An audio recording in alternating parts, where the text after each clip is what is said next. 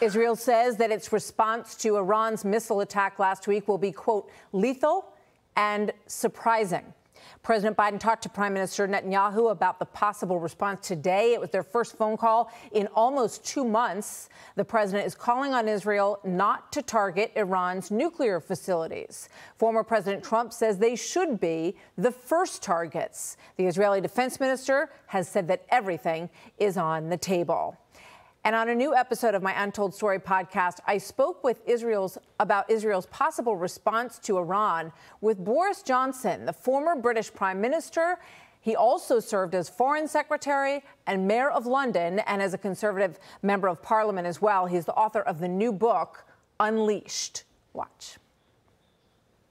So you have spoken a lot about the battle between democracies and autocracies that is going on in the world, primarily Russia, Iran, and China, against the great countries of the United States and the United Kingdom and a lot of Europe. So when you look at this moment, does it make sense at this moment for the United States and the UK to bond with Israel and help them to take out these nuclear sites? Look, I think that UK, US, and Israel are all allies and friends, and we're all democracies. And that's the difference between us and Hamas, Hezbollah, and the regime in Tehran. And whatever people say about Israel, whatever people say about the tragedy that's been unfolding in Gaza or in Lebanon, the heart bleeds for the people there. But in the end, Israel is trying to deal with people who want to wipe them off the map, wipe the Jewish state, wipe the Jewish people off the map. And that's very, very hard to deal with. And I think the lesson of the last few years is that the democracies of the world, the freedom-loving countries, need to come together and stand up for our values. And that means we can't let Israel be destroyed in that way. We have to stand with Israel. So does that mean that this is a moment in history for those Iranian nuclear facilities to be taken out? If you look at the story of the Iranian nuclear development program over the last few years, decade or more, you can see a story of grandmother's footsteps tiptoeing towards a breakout, towards the ability to use nuclear technology for military purposes, and Israel from time to time intervening to prevent that from happening with kinetic action or whatever. And the West has tried, as everybody knows, the JCPOA, the system to try to contain Iran's nuclear ambitions with a kind of stick and carrot approach. But fundamentally, the world is going to be a safer place for the Iranians not having nuclear weapons. And so is that a yes?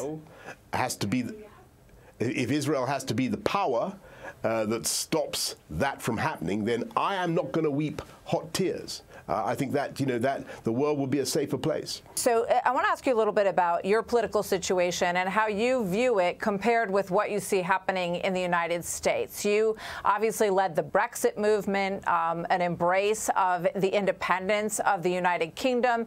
Some have drawn some parallels with the America First movement here in the United States. You lost power and your party lost power, and now Keir Starmer is the prime minister from the Labour Party. We have a similar path here in the United States in some ways. Joe Biden won the presidency. Now Kamala Harris is running. Do you see parallels between what's happening in our two countries? And what do you take away from that? Look, I think you've got to be careful about these, analogies between the US and the UK. As you will discover in Unleashed, I go into this question in great detail, and I explain why there are treacherous analogies here. I think on Donald Trump and his politics and the crossover between the US and the UK. I think maybe one point of comparison I would make is people need to be listened to and they need to be heard, and politicians need to understand the strength of feeling about issues, and if elite opinion doesn't do something for people and doesn't understand where they're coming from, then there will be a big backlash. And you saw that with Brexit. People wanted national control. They wanted control of their borders. They wanted control of their money and their laws. And I explain how we got it. So you do, and it's a very in-depth, strong book and representation on all of that. But do you think that people became disappointed with the results of all of that? And do you think that that is at play perhaps here as well? Look, I don't know. I think it's hard to say what's going to happen in the U.S. I think that one point I often make about Donald Trump, with whom I had very good relations, and I had good relations with Joe Biden too. But with Trump, a lot of the people on the liberal side of the left liberal side of the argument kind of demonize him on foreign policy. Actually, from where I sit, he projected an image of a strong America. He stood up to Bashar al-Assad, the Syrian dictator. He bombed him when he used chemical weapons against his own people. Donald Trump hit back, and Assad never used chemical weapons again. We talk about Iran.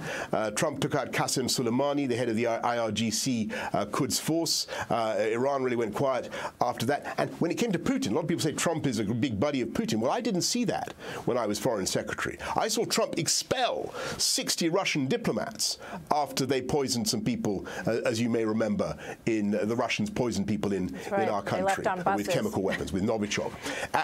And I saw Trump give the Ukrainians, and everybody says he's friendly with Putin. I don't see that. He gave the Ukrainians those shoulder-launched Javelin missiles, which were very important to Ukraine in the defense of Kiev and routing Putin's troops. So I don't know what's going to happen, but I have hope that Trump will, if Donald Trump is elected, that he will be the strong president overseas that I saw. Lots more in that very interesting conversation with British Prime Minister Boris Johnson on The Untold Story at foxnewspodcasts.com. You can download that and listen to the entire interview with him. Hey, Sean Hannity here. Hey, click here to subscribe to Fox News YouTube page and catch our hottest interviews and most compelling analysis. You will not get it anywhere else.